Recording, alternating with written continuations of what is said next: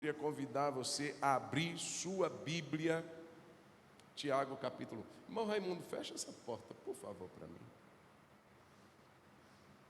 Tiago capítulo 1, nós já falamos até o versículo 18. Foram 3 ministrações que já trouxemos aqui nas quintas-feiras, sobre alegria nas provas, sobre sabedoria nas provas, sobre sabedoria nas tentações. E hoje, queridos, nós vamos falar sobre, na verdade, é uma pergunta. É uma pergunta que cabe a nós respondê-la. Você responder essa pergunta, eu responder. A pergunta é: sou um crente de verdade? Kathleen, esse é o tema da mensagem. Sou um crente de verdade? Olhe comigo, capítulo 1 de Tiago, versículo 19. Capítulo 1 de Tiago, versículo 19. Humberto, se quiser baixar só um pouquinho, aqui o retorno. Capítulo 1 de Tiago, versículo 19. Glória a Deus, glória a Deus, glória a Deus. Pode baixar mais um pouquinho. Glória a Deus. Tiago capítulo 1, versículo 19. Aleluia, aleluia. Está ali na tela também. Diz assim: vocês sabem estas coisas, meus amados irmãos. Cada um esteja pronto para ouvir, mas seja tardio para falar e tardio para ficar irado. Porque a ira humana não produz a justiça de Deus. Portanto, deixando toda impureza e acúmulo de maldade, acolham com mansidão a palavra implantada em vocês, a qual é poderosa para salvá-los. Sejam praticantes da palavra e não somente ouvintes, enganando a vocês mesmos.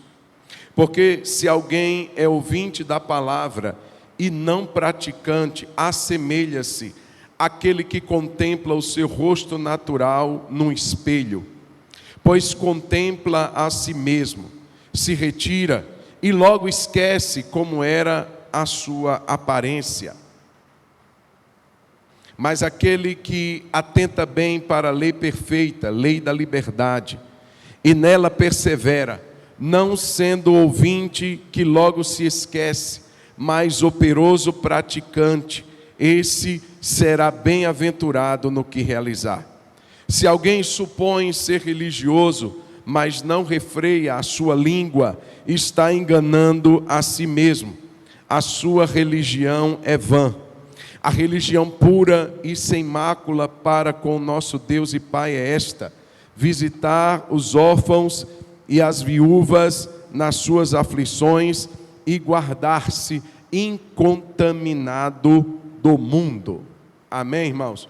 Enquanto oramos, peço a um amado diácono ou diaconisa que me arrume um pouquinho d'água, por favor. Vamos orar, fecha os olhos. Senhor, graças te damos por essa palavra que acabamos de ler e pedimos que o Senhor abra os olhos do nosso coração, que o Senhor venha falar conosco nessa noite, que estejamos aptos a responder esta pergunta: se de fato, meu Deus, somos crentes.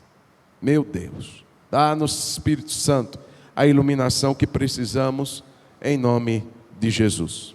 Amém. Amém. Amém, queridos? Olha a pergunta: sou crente?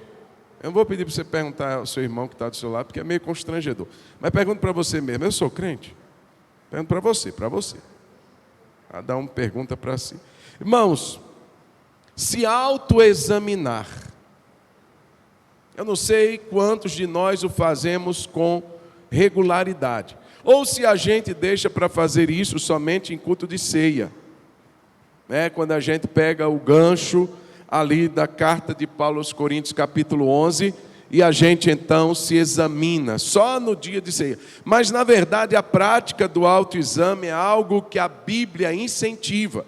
Tem um texto também de Corinto, de Paulo, mas é na sua segunda carta, que ele diz assim no capítulo 13, o versículo de número 5: examinem-se para ver se realmente estão na fé. Olha só. Examinem-se para ver, ele estava escrevendo a uma igreja. E esse autoexame é feito pela igreja, pelo crente. Obrigado, irmãos. Então, examinem-se para ver se realmente estão na fé. Aquele que der um copo d'água a um dos pequeninos não perderá o galardão. Então, aí já está com um galardão aí, irmã Cirlei, em nome de Jesus. Examine-se para ver se você está na fé. Foi o que Paulo disse à igreja aos Coríntios, na sua segunda carta. Irmãos, pior coisa do que ser enganado pelos homens, ou ser enganado pelo diabo, e a gente sabe que a arte maior do diabo é enganar. Ele é o sedutor, ele enganou Eva lá no Éden, e ele continua praticando essa arte do engano. Então, irmãos, pior do que ser enganado pelas pessoas ou pelo diabo, o pior é se enganar. É se auto-enganar. Tem gente que acha que é salvo e não é salvo. Tem gente que acha que é um crente espiritual, mas é um crente carnal. Tem gente que se acha muito, mas é muito pouco na presença do Senhor. Irmãos, essa prática é muito importante porque nos priva desse engano. E por duas vezes você leu aqui comigo no verso 22 e no verso 26, que é possível alguém se enganar. Ele diz aqui no verso 22, sejam praticantes da palavra e não somente ouvintes, enganando a vocês mesmos. Depois no verso 26, mais uma vez ele alerta sobre o perigo de se enganar. Se alguém supõe ser religioso, mas não refreia a sua língua, está enganando a si mesmo. Veja, irmãos, eu posso cair no erro, eu posso cair nessa situação de estar me enganando, achar que está tudo ótimo comigo, achar que está tudo bem, Deus está muito feliz comigo, e está totalmente enganado. E a pergunta então, queridos, é: como eu vou saber se eu sou de fato um crente verdadeiro, se eu não estou me enganando? Essa proposta do texto que acabamos de ler aqui em Tiago. É o que ele quer alertar esses irmãos, já falou com eles sobre provas, sobre tentação, mas agora ele os coloca sob um aparelho de raio-x, aquele que o salmista diz: sonda-me, ó Deus, e vê o meu coração. Permitindo que Deus então trouxesse ao coração desses irmãos a oportunidade de praticarem esse autoexame. E sob essa proposta, irmãos, três coisas são colocadas aqui como avaliação, como crivo, como a régua de medir, para saber se somos ou não somos crentes verdadeiros. Primeiro, é em relação à priorização que o crente dá à palavra de Deus na sua vida. Segundo, ele vai mostrar aqui a maneira como o crente conduz os seus relacionamentos. E por último, ele vai falar, queridos, sobre a coerência entre aquilo que a gente crê e professa, que a gente declara como crentes, e o que a gente vive. Muitas vezes a pessoa fala uma coisa, mas vive outra. Crê numa coisa e a sua prática de vida é desalinhada com aquilo que ele crê. Então, primeiramente, irmãos, nós vamos falar sobre esse primeiro crivo para uma autoavaliação. Qual é a prioridade que nós damos à palavra de Deus na nossa vida? Ele vai falar, irmãos, primeiro no versículo 18, lemos semana passada, que nós fomos gerados. Deus, segundo a sua vontade, no verso 18, nos gerou pela palavra da verdade. Irmãos, não há novo nascimento sem palavra de Deus. A parábola do semeador ilustra perfeitamente isso. É o semeador que sai a semear. A semente é a palavra de Deus. O campo é o mundo. E a semente vai sendo lançada sobre vários tipos de solo. Mas o poder vivificador está na semente. Veja, o poder que dá vida. E a palavra semente vem da mesma palavra de sêmen.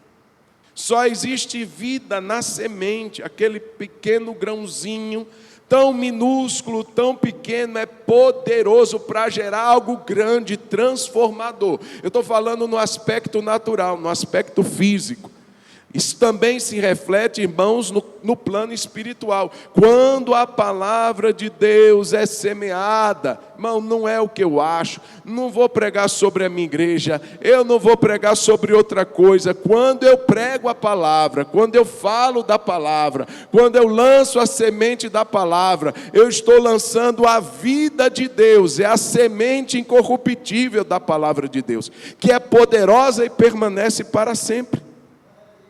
Então não é o que eu acho, não são os meus achismos, é a palavra de Deus.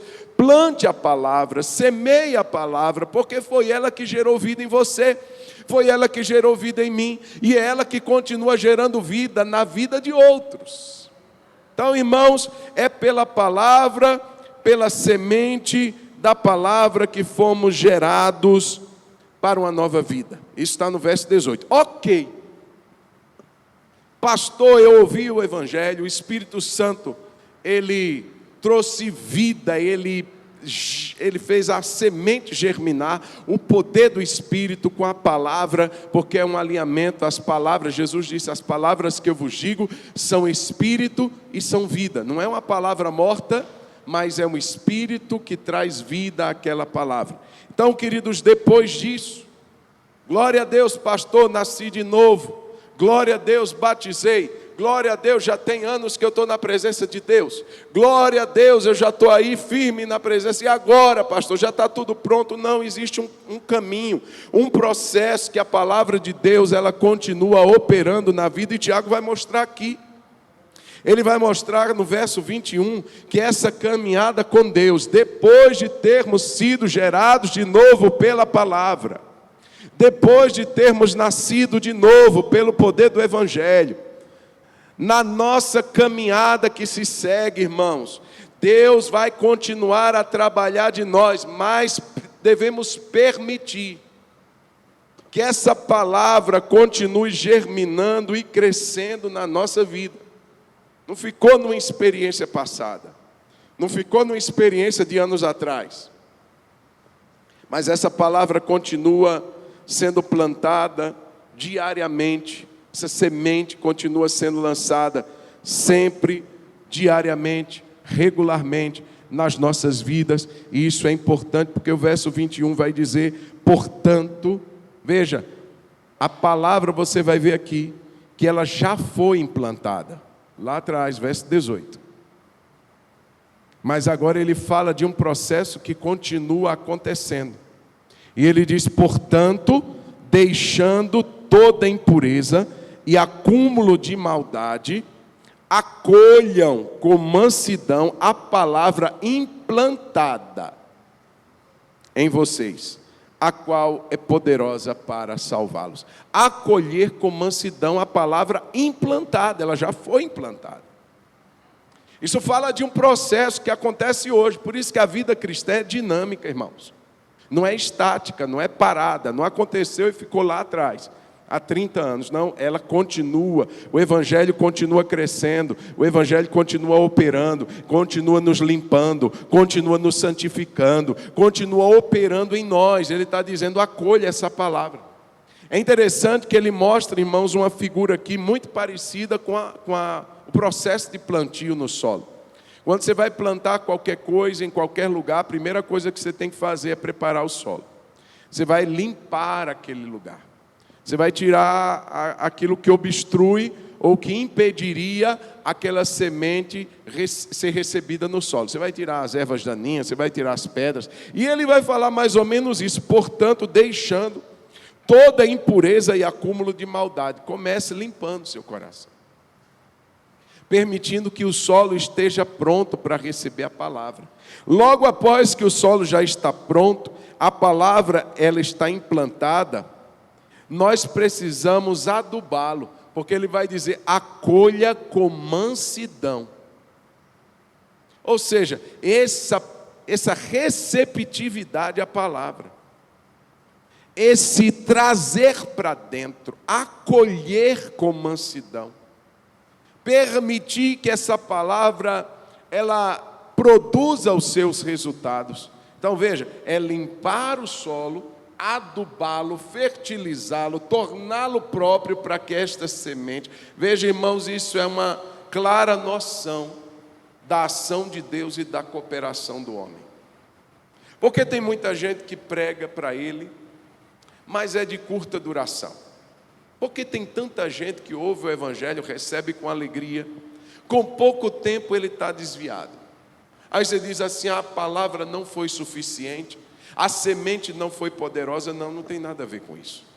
A semente sempre vai ser boa, porque é a palavra de Deus. O problema é que a pessoa não trabalha no solo. Ela não se permite limpar do acúmulo de maldade. Ela vai seguindo a sua vida. E a palavra, ela não encontra espaço para produzir, para germinar, para crescer. Então ela fica ali estagnada. Parábola do semeador, capítulo 13 de Mateus. Então isso, irmãos, é uma atitude, é uma cooperação nossa. Deus faz a parte dele, nós precisamos fazer a nossa parte. Acolha com mansidão. Durante a caminhada com Deus, nós precisamos permitir que essa palavra continue germinando e crescendo nas nossas vidas.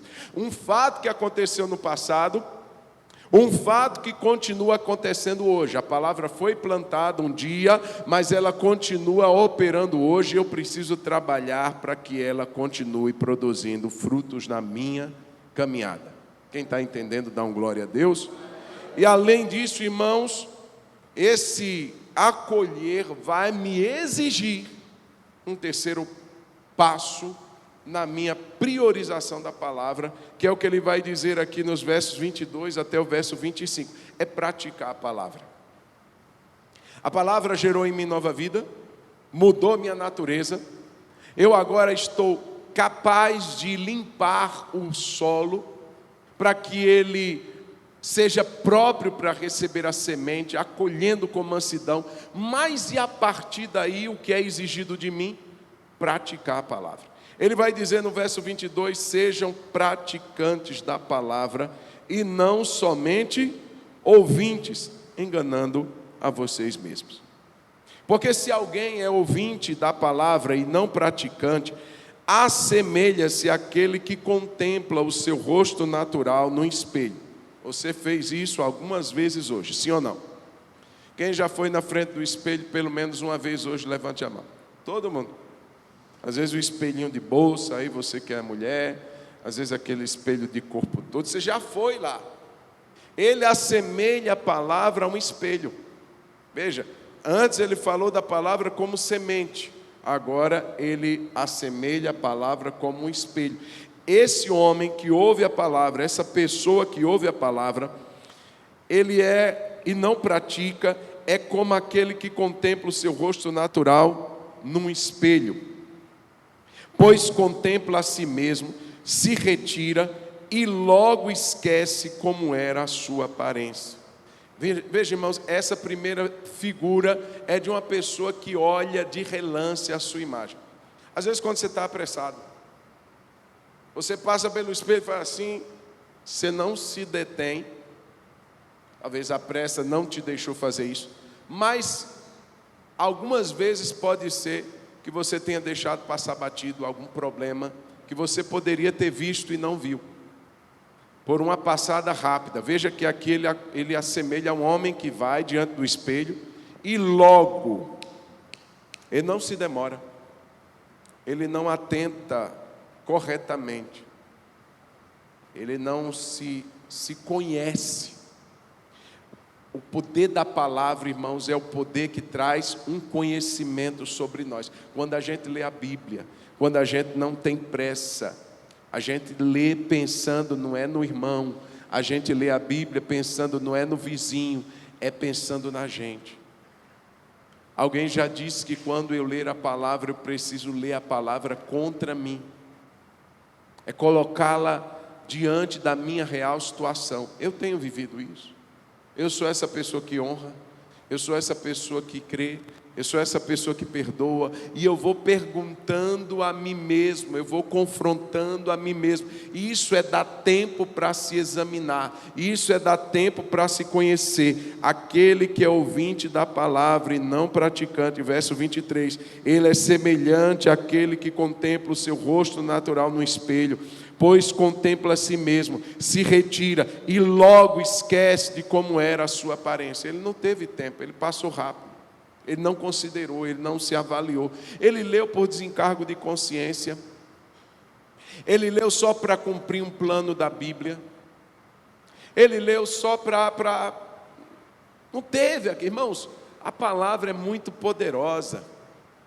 A palavra, ela precisa ser degustada, ruminada. Ela precisa fazer parte da nossa reflexão, ela precisa ser parte da nossa meditação, ela precisa ser introduzida. Se a gente para e rapidamente faz aquela leitura superficial só para a gente cumprir a nossa leitura bíblica do dia, a gente está fazendo como esse homem, a gente só contempla e vai embora e nem lembra do que aconteceu. Não deixa que ela traga percepção, que ela seja aquele elemento que vai me mostrar quem de fato eu sou. Mas, verso 25, aquele que atenta bem, veja, atentar bem, aquele primeiro atentou rapidamente, ele se olhou de relance, mas aquele que atenta bem para a lei perfeita, lei da liberdade, e nela persevera, não sendo ouvinte que logo se esquece,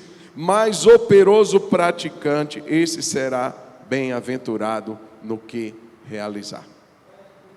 Irmãos, olha o tempo que é necessário. Você já imaginou você passar pela frente do espelho, você der uma olhadinha assim de frente, e quando você der uma olhadinha de lado, você perceber que sua blusa, que sua camisa está rasgada?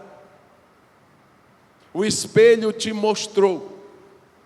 Você teve a percepção de algo que não é compatível àquele momento que você vai viver, porque você está saindo para o trabalho, você está saindo para a escola e sua roupa está rasgada. Qual é a sua opção? Você ignora e vai com ela rasgada e não está nem aí, e ninguém tem nada a ver comigo, e é assim que eu sou mesmo? Ou você vai dizer, vou atrasar, mas eu vou precisar resolver. A ideia é justamente essa. Aquele que para diante da palavra, ele percebe coisas que ele precisa mudar. E aí ele vai ter duas opções. Ou ele vai em frente e ignora aquilo que Deus acabou de falar com ele. Ou ele vai parar e dizer, Deus, eu vou começar a mudar nisso. Ele não é apenas ouvinte, mas ele é operoso praticante. Ele vai mudar a sua conduta. Ele vai começar a orar para que aquela marca que o espelho da palavra mostrou, que precisa ser alterada, Deus vai dar a ele condições. Deus, eu preciso perdoar. Deus não perdoei não. Deus está aqui engasgado, há um nó na minha garganta e eu vou ter que perdoar. Eu consigo fazer isso assim no estalo de dedo? Talvez não. Mas, Senhor, a partir de agora eu me comprometo a orar seriamente até que eu não sinta mais absolutamente nenhum pingo de amargura, para que o meu coração esteja totalmente limpo, liberado, fluido, e eu posso olhar para aquela pessoa que me ofendeu com o amor de Cristo no meu coração. Pronto, eu fiz alguma coisa. Por isso, queridos, que a Bíblia diz que tem gente que se engana, porque acha que decorar versículo é bom, porque acha que ler a Bíblia é bom, mas não é suficiente caso isso não gere mudança, não gere prática, não gere atitudes que concordem com aquilo que Deus me mostrou. Não vai mudar nada. É um ouvinte esquecido, diferente daquele que atenta bem, diferente daquele que trabalha, que pratica, para que aquilo se resolva, para que aquela marca seja desfeita, para que aquela mancha seja tirada, para que aquela situação seja resolvida. Ele é um operoso praticante. A Bíblia diz, ele será bem-aventurado naquilo que ele fizer. vai dar certo, vai ser bem-sucedido, vai ser bem-aventurado, mas precisa praticar aquilo que Deus falou. Amém? Eu não sei qual área, querido. Eu não sei, porque todos nós, eu conversava com o irmão ontem, tivemos um tempo precioso de oração juntos, e ele dizia para mim, abrindo o coração: pastor, esse é o meu calcanhar de Aquiles. E ele dizia assim: eu sei que cada um tem uma área, a minha é essa. Eu disse: pois então vamos começar a trabalhar nessa área. Deus já está mostrando, Deus já está dizendo o que é, você já sabe, você já foi no espelho, já se olhou, já se contemplou, já viu qual é o problema. Agora vamos trabalhar para Deus dar graça, para resolver esse problema, para tirar esse mal. Vamos começar a trabalhar, operar, praticar. É operoso praticante. Então, irmãos, a primeira pergunta que fizemos no início: sou crente. Como que eu vou saber? Se a palavra só é lida, decorada, mas não tem surtido nenhuma mudança na minha vida, nenhuma prática, está tudo igual, estou resistindo, estou ficando como eu sempre fui, ou a palavra de fato está sendo uma mola propulsora para mudanças na minha vida, mudanças no meu jeito de ser, mudanças na forma de tratar as pessoas, mudança com relação àquilo que eu possuo, com as minhas finanças, mudança na minha vida espiritual. Será que as pessoas dizem assim: nossa, essa pessoa é diferente, né? Essa pessoa é diferente. Nossa, você não faz algumas coisas que os outros fazem, e você faz algumas coisas que outros não fazem. Sim. Quando isso acontece, irmãos, quando a gente percebe mudanças na nossa vida, primeiro crivo é isso: a palavra está sendo priorizada. E eu não digo de você sentar e ler 50 capítulos por dia. É preferível você ler um capítulo e pôr o propósito de viver aquilo que Deus falou com você, do que lermos 50 capítulos, virarmos as costas e a nossa vida continuar sendo a mesma de sempre. Segundo crivo, segunda régua: primeiro, priorizar o que, irmão? O que é que a gente falou agora? Palavra de Deus. Faz de conta que eu não te falei nada. Qual é o primeiro crivo? Priorizar, sumiu, voltou. Priorizar a palavra de viver, irmão, viver. Agora, é óbvio que para viver eu preciso conhecer, sim ou não?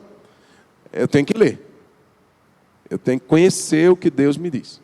Então, leia a sua Bíblia, faça um propósito de lê-la todo dia, faça um propósito de lê-la pelo menos uma vez por ano, ou de ser alguém que tem um firme propósito de lê-la sistematicamente, regularmente. Fica saltitando, é uma dica, é um conselho que eu te dou, porque você não cria uma linha de coerência, de conhecimento. Lê tudo, começou numa carta, termina a carta, começou o Evangelho, termina o Evangelho, mas deixa que aquela palavra, precisar voltar, irmãos, volta, lê de novo, lê de novo, lê de novo, lê de novo, e vai deixando que aquela semente seja implantada cada vez mais profundamente dentro do seu coração. Segundo crivo, irmãos, primeiro é a palavra, se eu estou praticando ou não. Segundo crivo, para saber se eu sou crente de verdade, se eu não estou me enganando, é se os meus relacionamentos estão sendo conduzidos de forma bíblica. Irmãos, olha que interessante que ele, no verso 19, voltando agora um pouco, ele vai falar sobre relacionamento. Olha o que é que ele diz: vocês sabem estas coisas, meus amados irmãos, cada um esteja pronto para ouvir. Você está tendo dificuldade comigo, não está? É para tirar foto, é? Não? Irmão, geralmente o pessoal da mídia às vezes quer tirar uma foto comigo, tem dificuldade, porque eu viro, e eles ficam correndo lá. Se for, eu paro, viu? Fico parado aqui, você tira uma foto. É assim mesmo? Então, tá. Só um minutinho, tá, irmãos? Senão o irmão vai e desce 30 vezes aqui e não consegue tirar uma foto. Isso, aproveita. Aí, isso, obrigado. Então, meus irmãos, o crente verdadeiro, ele sabe conduzir seus relacionamentos. Amém? Olha o que ele diz: seja pronto para ouvir, tardio para falar, tardio para ficar irado. Isso é relacionamento. O crente diz assim: eu sou crente, oro, leio Bíblia, mas ele tem inimizade com a metade da vizinhança. Mas ele não fala com metade da família dele. Tem os encontros de família, aí o pessoal diz assim: ih, chama o fulano não. Cara chato. Nossa, não, deixa ele lá. Deixa ele. Aquele crente é enjoado demais. Nossa, o homem fala demais, não ouve ninguém. Qualquer coisa ele já fica alterada. Não, deixa ele quieto, irmãos. Isso eu não sou crente, não. Que testemunho eu tenho dado na minha família, na minha vizinhança, nos meus relacionamentos? E Tiago vai dizer que muita gente está se enganando. Você já imaginou Jesus assim, irmão? Apesar dele ser rígido em alguns momentos, mas as pessoas amavam estar perto dele. Todo homem, e ele vai começar, irmãos, ele vai mostrar algumas coisas que balizam essa nossa conduta de relacionamento. E ele mostra aqui, irmãos, e todos nós sabemos que a base de qualquer relacionamento qual que é? A gente aprende isso em curso de casais, em curso de noivos. Base para relacionamento é comunicação. Sim ou não? Se não tiver comunicação, tem como ter um relacionamento? Não tem, irmão. Tem. Para qualquer nível de relacionamento, o que vale é a boa comunicação. E ele vai mostrar aqui, irmãos, que tem dois elementos que prejudicam. Se a gente não souber lidar com as nossas palavras e com os nossos sentimentos, a gente vai pôr tudo a perder. Aí não tem relacionamento que se sustente, se as minhas palavras não têm critério, se os meus sentimentos não são controlados pelo Espírito Santo de Deus. Ah, pastor, meu temperamento é assim. Ah, eu sou desse jeito. Ah, eu não tenho nem pavio. Ei, irmão, Jesus, o Espírito Santo transforma. Ele não muda a minha personalidade, mas ele me dá autocontrole, domínio próprio, temperança. Isso é fruto do Espírito. Sim ou não? Não, pastor, não. Aí naquela hora o Espírito Santo parece que ele dá uma afastadinha e a minha... Ah, irmão. Todo homem, seja pronto para ouvir. Ele começa pelo básico. Sabe por que as coisas descambam? É porque começa errado. Todos nós, se fôssemos, como ele diz aqui no verso 19, ser rápido, porque esse pronto, ele dá a ideia de ser rápido para ouvir.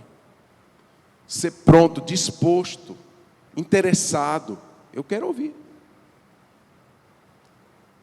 E hoje, irmãos, nós vivemos num tempo que todo mundo quer falar.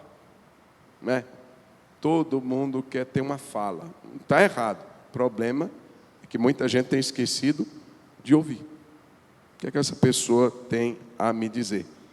Ouvir, irmãos, não apenas com os ouvidos, mas com os olhos. Já viu aquela pessoa que ouve você assim?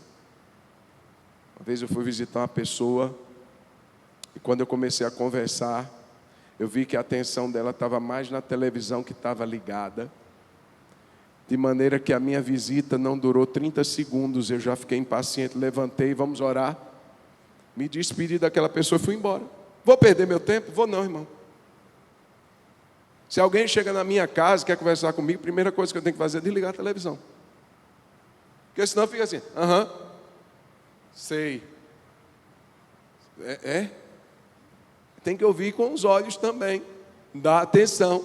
Não, pode falar, eu estou ouvindo e olhando para outra coisa. Atenção. Ouvir com empatia. Eu estou agora dando atenção ao que você está dizendo para mim. Até porque o nosso corpo também fala. Nossas expressões também revelam Às vezes a pessoa está dizendo uma coisa ao seu ouvido e o olhar dela está dizendo outra.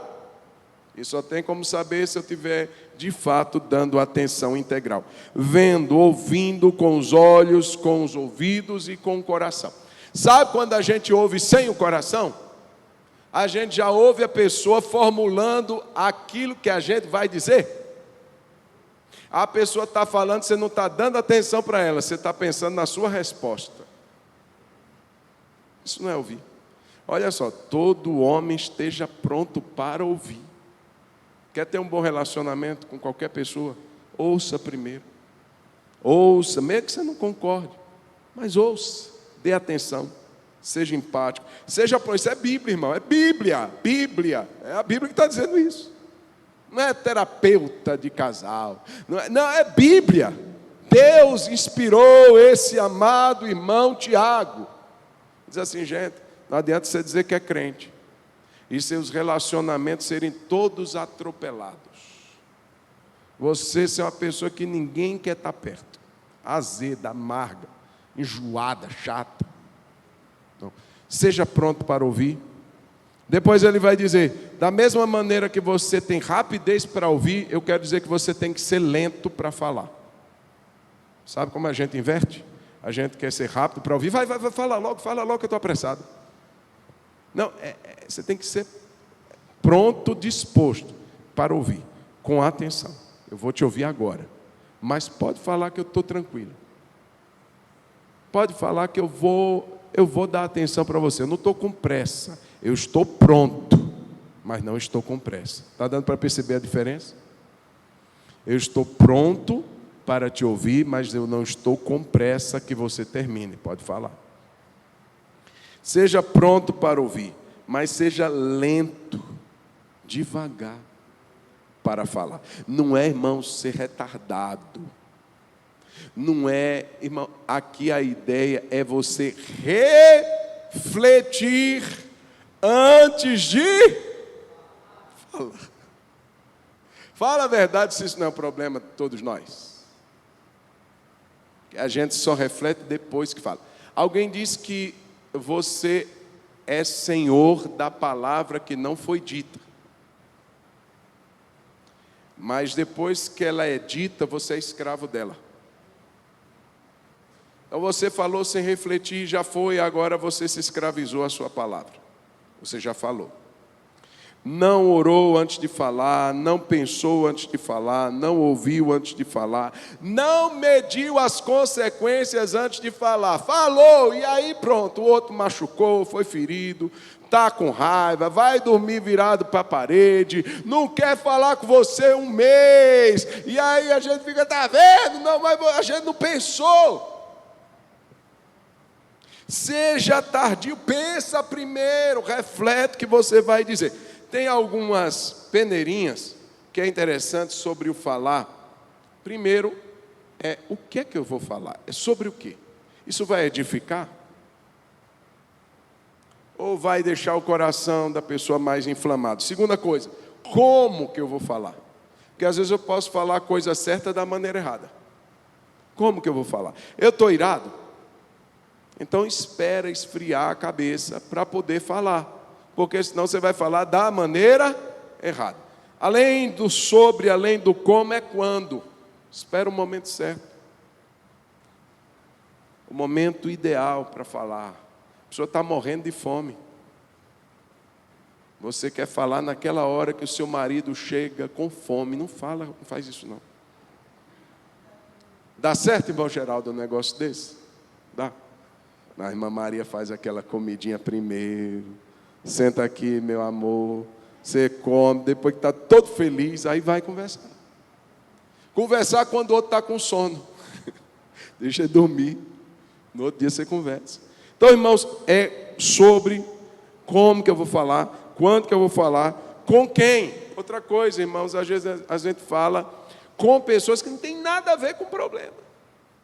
Vai envolver filho no assunto, vai envolver sogra no assunto, vai envolver para quê? Vai falar com quem? Com quem de direito. Se tem um problema com A, vai ficar falando para B, C, D e E? Não, vai direto no A. Porque o B, C, D e E, talvez não possam fazer nada. Então escolha com quem e principalmente, por que eu vou falar isso? Tem razão, tem motivo, é só para colocar fogo no parquinho. Não é só para trazer tumulto. Vai resolver? Então, irmãos, olha, seja pronto para ouvir. Você é crente de verdade? Eu sou crente de verdade. Isso vai ser provado pela minha prática bíblica, pelo meu amor à palavra, mas também pelos meus relacionamentos. Se eu sou um crente atropelado no meu convívio com as pessoas, eu preciso me examinar mesmo. Primeira coisa que ele orienta, seja pronto para ouvir, seja tardio para falar. Segundo, depois ele vai dizer, seja tardio para se irar. Olha a sequência. Quem não ouve, começa a falar o que não deve e desemboca na ira. A Bíblia diz que como abrir de uma represa, assim é o início de uma contenda. Como é que se abre uma represa? Jogando milhares de litros de uma vez ou começa a sair uma quantidade mínima e vai abrindo ali as comportas e vai saindo mais, até que o fluxo seja pleno. E é assim que acontece a ira. Ele vai dizer, para antes que seja tarde. Isso é Provérbios. O início da contenda é pequeno, mas se você abrir a represa, vai levar embora um monte de coisa. Vai perder um monte de coisa. Talvez não dê para recuperar o que a força das águas levou. O que a força da ira levou, talvez não dê para recuperar. Seja tardio para irar. Domínio próprio, irmãos, é fruto do Espírito. E a pessoa só reflete depois que machucou, depois que feriu. E o transtorno talvez seja irreparável. Não dê para a gente resgatar tudo o que se perdeu no rompante da ira. Bateu, machucou fisicamente, vai corrigir o menino, dá na cara. Já vi pai fazendo isso, mãe fazendo isso. Cara, não é para bater. Existe uma parte almofadada dada por Deus a todos nós. E é justamente nessa área que a gente aplica a disciplina, não é na cara. Eu já vi crentes, mães crentes, dando na cara de filho. Irmãos, a ira vem. E às vezes o que ela leva, não dá para trazer de volta depois. Falou besteira, falou injustiças. Por isso que ele diz, seja tardio para irar. Peça a Deus domínio próprio. Peça a Deus controle. Então, vamos recordar? Não me faz passar vergonha não, irmão.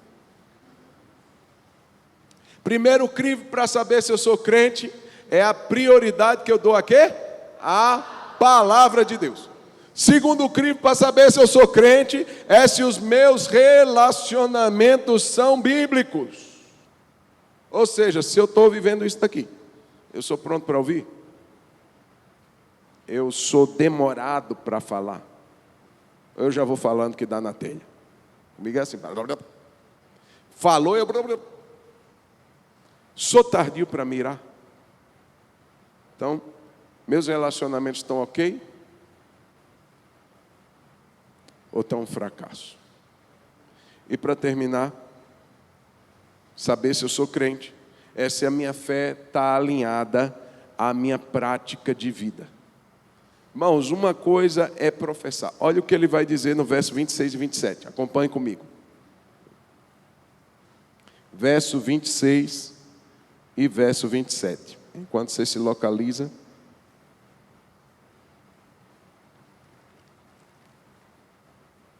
Vamos ler? Se alguém supõe, isso é uma suposição, não tem nada a ver com a realidade, ele acha. Se alguém supõe ser religioso, bota a Bíblia debaixo do braço, passa perfume do domingo à noite, porque tem um perfume do domingo à noite, né? Você sabe disso. Você tem um perfume de vir para a igreja. Você veste aquela roupa do domingo à noite, vem para a igreja, olha o religioso, olha o crente. Se alguém supõe ser religioso, Não é por isso que ele vai se medir. Mas algumas coisas que Tiago alista aqui, se ele supõe, mas não refreia a sua língua. Colocar cabresto, colocar freio, não deixar a língua solta, é a primeira coisa que Tiago mostra aqui, quanto ao que a gente professa e o que a gente vive. Eu sou crente, com a minha boca eu chego no culto, pastor, e bendigo ao Deus e Pai, aleluia! Mas eu sou um língua frouxa. Eu falo o que não devo. Tudo aquilo que nós vimos aqui continua desembocando. Irmão, nós não vamos falar isso hoje, sobre a língua, porque tem um capítulo, que é o capítulo 3 de Tiago, que vai falar com mais detalhes e a gente vai deixar para o capítulo 3. Mas basta a gente entender que a língua tem um poder muito grande de matar e de construir, de edificar e de derrubar. Então nós precisamos, como diz aqui, o homem que de fato, a mulher que de fato é crente, ele puxa o travão e não fala o que quer falar. Ele fala o que precisa falar. Ele refreia a sua língua. Não é uma língua frouxa. Irmãos, é muito forte isso, porque Mateus, no Sermão da Montanha, Jesus vai advertir, olha o que ele diz. Quem não controla a língua, crente que não controla o que fala. Mateus 5:22, eu porém lhes digo que todo aquele que se irá, olha o irá, contra seu irmão estará sujeito a julgamento. E quem insultar o seu irmão estará sujeito a julgamento do tribunal. E quem o chamar de tolo, olha a língua frouxa. Ô seu imbecil! Ô seu burro! Tapado, retardado! Acabou de sair do culto. Chega em casa. Esse é o que se ouve. Irmãos, aquele que chamar, Jesus diz, alguém de tolo estará sujeito ao inferno de fogo.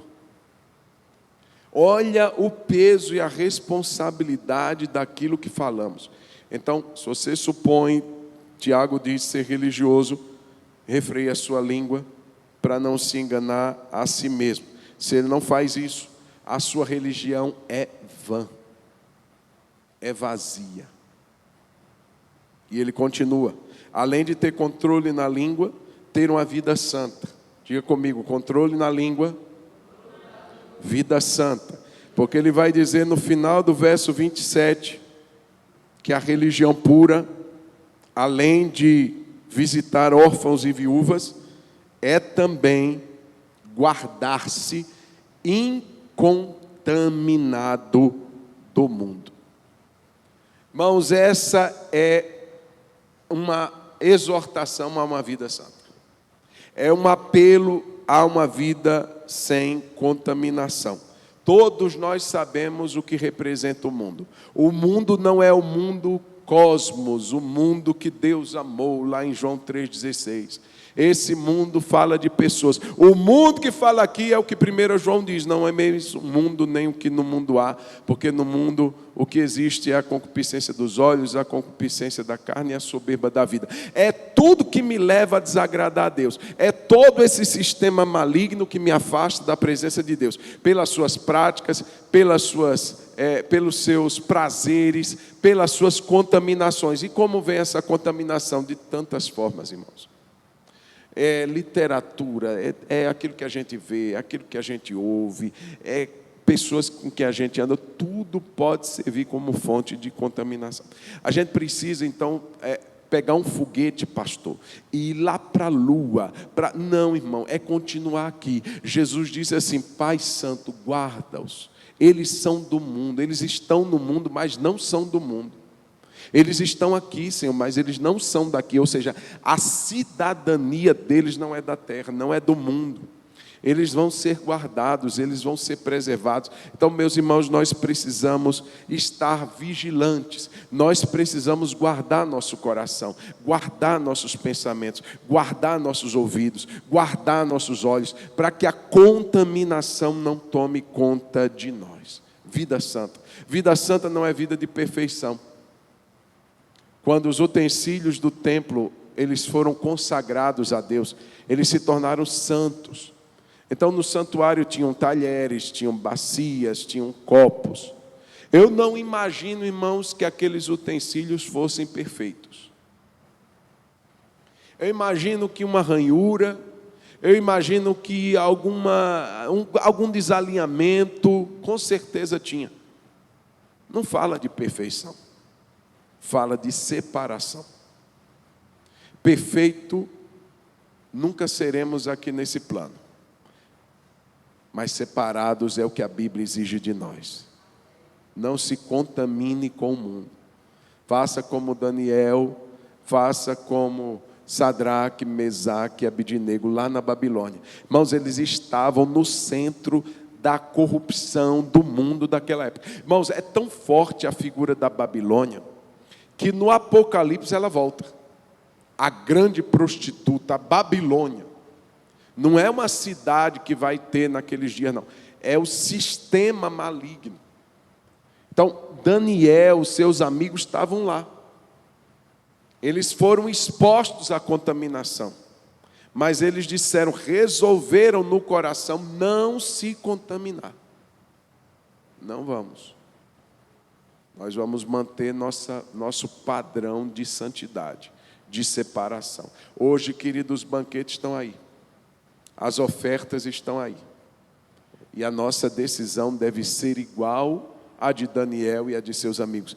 Eu propus no meu coração não me contaminar.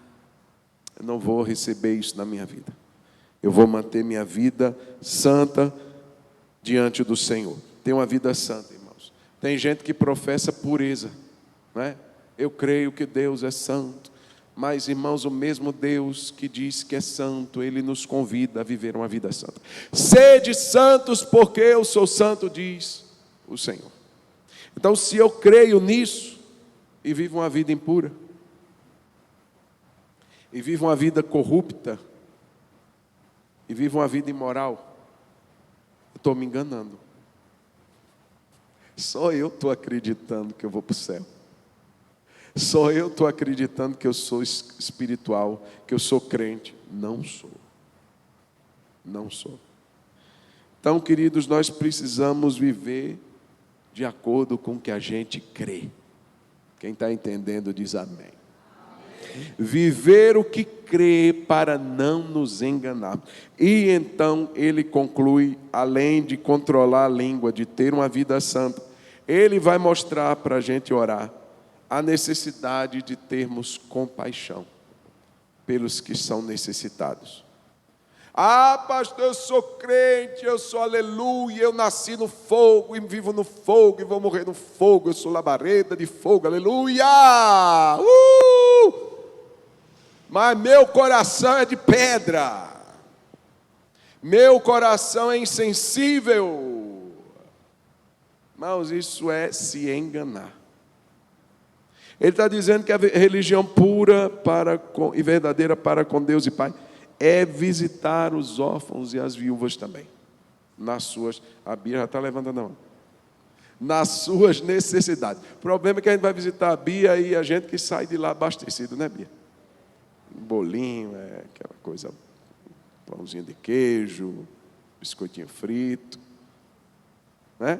Mas ele está falando aqui de pessoas em necessidade. A viúva e o órfão, a imagem aqui, é de pessoas que não tinham ninguém. É de pessoas que haviam sido deixadas pelo infortúnio da vida, não tinham sustento, dependiam da ajuda financeira de outros. Então ele mostra pessoas em necessidade. Agora, sabe de uma coisa interessante? Presta atenção aqui, eu já estou finalizando. É que ele diz assim, a religião pura é visitar. Eu fiquei pensando sobre isso. Porque muitas vezes, irmãos, é mais fácil a gente dizer assim, qual é o Pix? Vou mandar. Eu não preciso ir lá. Mas você entende que quando a gente visita, a gente se expõe,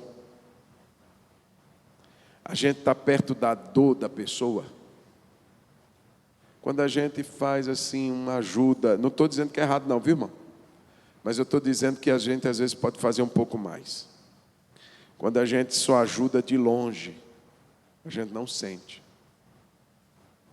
Por exemplo, a gente manda a cesta lá para a casa de Esté, não é, Bia? Mas a Bia vai dormir lá. Vai passar o dia lá, dorme lá, no meio daquelas internas lá, e elas contando os problemas dela, e ela repreendendo demônio, e ela pregando a palavra. Irmãos, a gente não sabe o que está acontecendo lá. Quando a gente vai, quando a gente visita, a gente realmente sente.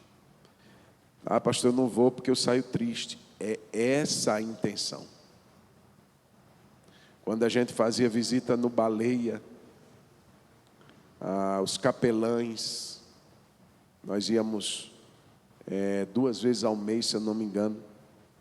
Irmãos, era mais fácil mandar uma ajuda, ofertar lá na drogaria Araújo para o Baleia, do que ir lá. E principalmente na parte pediátrica. Você vê aquelas crianças piquititinhas, sem cabelo, submetidas a tratamento de câncer, muitas em estado já terminal.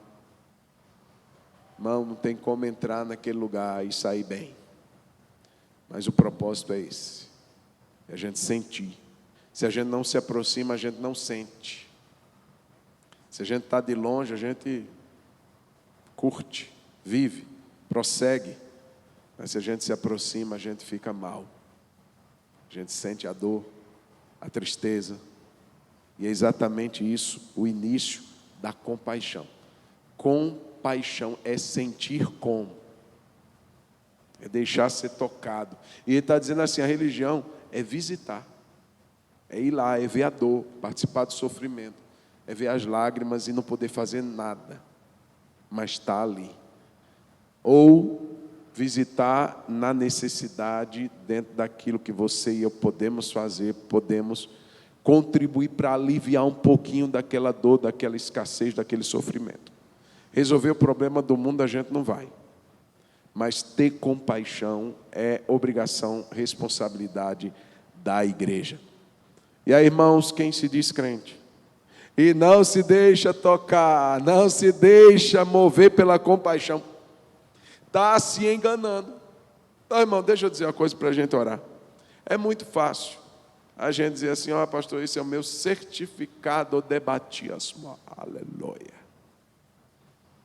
Eu participo da ceia, glória a Deus. Devolvo o meu dízimo na casa do Senhor. Como é que tem sido minha vida com a palavra? Tem tido mudança na minha vida? Todo mundo ainda diz assim, você é crente mesmo? Sério? Você é crente?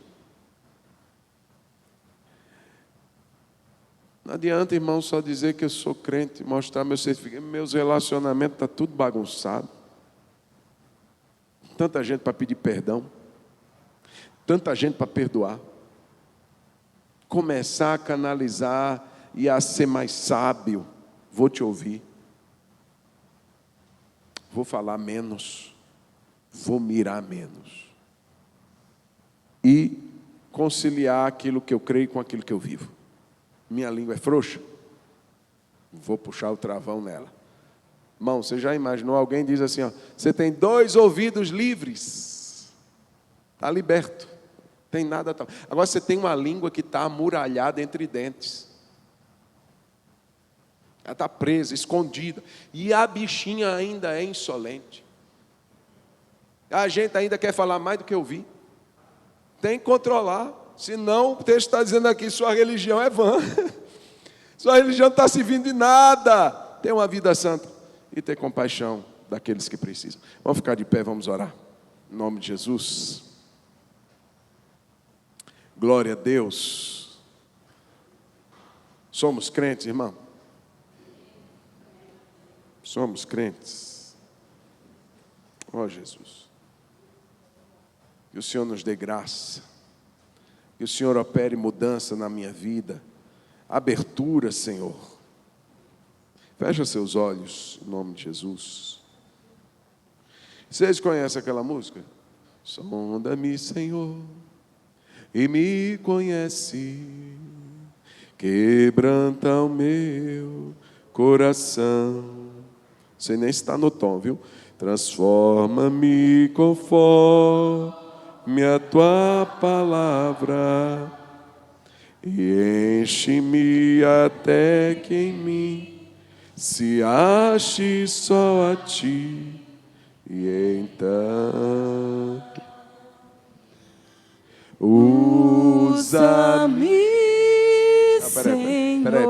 Peraí, vamos deixar ele pegar, senão ele complica o músico. Aleluia. Sonda-me, Senhor, e me conhece. Aleluia. Quebranta o meu coração. Transforma-me conforme a tua palavra e enche-me até que em mim se ache só a ti. Então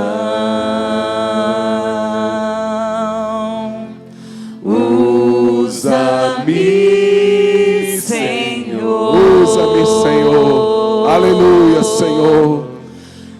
Usa-me como um farol que brilha à noite, como ponte sobre as águas, como abrigo no deserto, como flecha que acerta o alvo. Eu quero ser usado da maneira que te agrade, em qualquer hora, em qualquer lugar. Eis aqui a minha vida, usa-me, Senhor, usa-me. Pai, oramos nessa noite, colocamos o nosso coração diante de Ti, Senhor, e da Tua palavra, que como espelho nos mostra nessa noite como estamos, se a nossa imagem corresponde à imagem de Jesus ou não. Senhor, nosso propósito nessa vida meu Deus, e é o propósito do Senhor também, é nos parecermos contigo. Então nessa noite, Jesus, pelo poder da Tua palavra, pelo poder do Teu Espírito, vai trazendo transformações nas nossas vidas. Não queremos, Senhor, somente conhecer a letra da palavra, queremos viver a palavra, queremos ser praticantes dela. Senhor, oramos por relacionamentos que precisam ser curados, oramos por relacionamentos que precisam ser refeitos, meu Deus, porque isso mostra a nossa vida com Deus. Se a nossa vida não está bem com os outros, como estaria bem com o Senhor? Então, Pai, em nome de Jesus, nessa noite, vai nos dando estratégias. Senhor, vai colocando um freio na nossa boca. Meu Deus, a morte e a vida estão no poder da língua, e o que bem dela se utiliza comerá dos seus frutos. Senhor, faça-nos sábios, sábios em ouvir mais, sábios em falar na hora certa. Dá-nos o domínio próprio, meu Pai, em nome de Jesus. E nós queremos viver para a Tua glória, Senhor. Meu Deus, santifica a nossa vida, santifica-nos, ó Deus, na verdade. A Tua palavra é a verdade. Senhor, não queremos nos enganar, não queremos pensar, imaginar uma coisa e ser outra. Não queremos, Senhor, naquele dia receber aquele choque de realidade. Senhor, em Teu nome eu fiz tantas coisas. Senhor, em Teu nome eu profetizei, em Teu nome eu curei. E o Senhor dizer para nós: eu não conheço vocês. Eu não conheço vocês. Que choque de realidades. Queremos viver com integridade e sinceridade. Queremos, Senhor, de fato, viver uma vida com Deus em espírito e em verdade, sinceramente, coerentemente, para a glória do Teu nome. Nós pedimos a graça e a misericórdia do Senhor, em nome de Jesus. Amém. Amém, amém, amém, amém, amém. Você pode dizer amém, querido? Diga amém, Senhor. O dia começa na minha vida, Deus. Sonda-me, limpa-me, transforma-me e faça-me conforme a imagem e semelhança de Jesus. Em nome do Senhor. Amém. Amém, queridos? Vamos aplaudir a Jesus, porque Ele é lindo.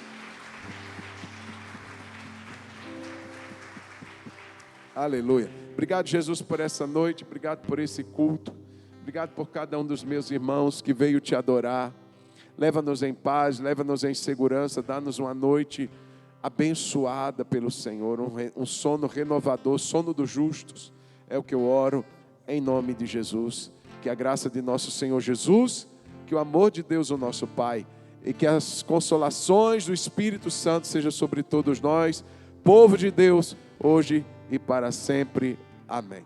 Deus abençoe. Dá um abraço, um aperto de mão em alguém que você não deu antes de você sair, em nome de Jesus. Você que nos acompanhou, que esteve conosco, ligado aí, Dani, Deus te abençoe, e todos que estão aí nos acompanhando. Uma excelente noite em nome de Jesus.